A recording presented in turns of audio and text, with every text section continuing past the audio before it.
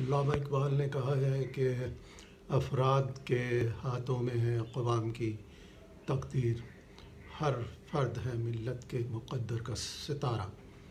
اب یہ جو افراد ہیں جن کے ہاتھوں میں ملت کی تقدیر ہے، یہ افراد کہاں سے تیار ہوتے ہیں؟ تین جگہ ہیں جہاں سے یہ افراد تیار ہو کر نکلتے ہیں اور پھر ملک کے مختلف شعبوں کی باغ دوڑ سنبھال لیتے ہیں۔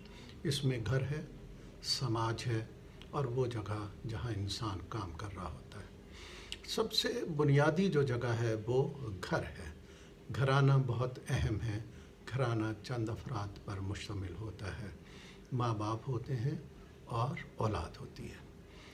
اب یہ ماں باپ کا فرض ہے کہ وہ اپنے بچوں کی اچھی تربیت کریں۔ یہی ہمیں حضور پاک کی حدیث مبارکہ اور اقوال ائمہ علیہم السلام میں ملتا ہے کہ جو چیز سب سے اچھی والدین اپنی اولاد کو دے سکتے ہیں وہ بہترین تربیت ہے۔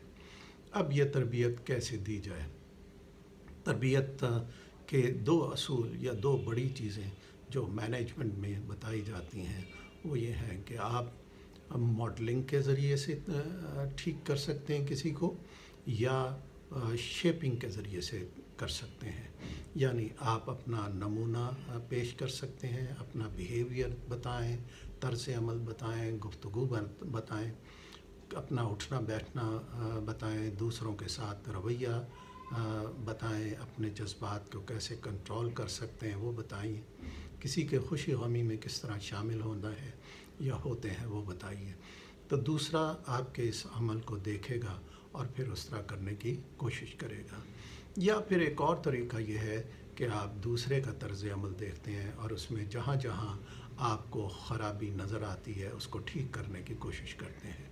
یہ اسی صورت میں ہے کہ جب شیپنگ کرنے والا شخص خود اچھا ہوگا اور ان اقدار سے واقف ہوگا۔ گھر میں ماں باپ اس چیز کے ذمہ دار ہیں۔ اگر ماں باپ اس طرز سے ناآشنا ہو تو وہ اپنے بچوں کی تربیت نہیں کر سکتے۔ اگر ماں باپ ایک دوسرے سے بچوں کے سامنے اختلاف کریں، لڑائی جھگڑا کرتے رہیں، بول چال نہ کریں، ایک دوسرے کے دکھ درد کو نہ سمجھیں، ان کے جذبات کو نہ سمجھیں، ان کی فیلنگز کو نہ سمجھیں، اپنی اپنی ذمہ داریوں کو نہ سمجھیں، ایک دوسرے کا احترام نہ کرے، عزت نہ کرے، تو گفتگو نہ کرے، تو اس چیز کا اثر بچوں پر منفی ہوتا ہے۔ ان کی شخصیت بگڑ جاتی ہے۔ کیوں بگڑ جاتی ہے؟ کہ بچے تو یہی سمجھتے ہیں کہ جو کچھ ماں باپ کر رہے ہیں وہی درست ہے، لیکن بچے جب کسی حد تک سمجھ بوجھ ان کو آنے لگتی ہے تو پھر وہ اپنے فیصلے کرنے لگتے ہیں۔ وہ ماں باپ کے رویوں کو دیکھتے ہیں اور پھر یہ طے کرتے ہیں کہ ان میں سے کون اچھا ہے اور کون غلط ہے، اس چیز کو کرتے ہیں۔ والدین کا یہ شعوری کوشش ہونی چاہیے کہ اگر ان کے درمیان کسی قسم کے اختلافات ہیں اور وہ جھگڑالو ہیں تو کوشش یہ کریں کہ وہ اس طرز عمل کو ترک کر دیں تاکہ بچوں پر ان کا منفی اثر نہ ہو، ورنہ بہت دیر ہو جائے گی اور بچے اسی طرح کی شخصیت کو لے کر پروان چلتے رہیں گے۔